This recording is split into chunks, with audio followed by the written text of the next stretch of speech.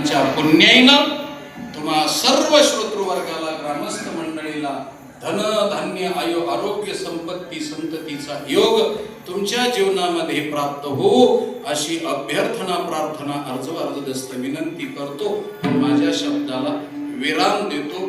चाल म्हणायची का? विठ्ठल जय जय.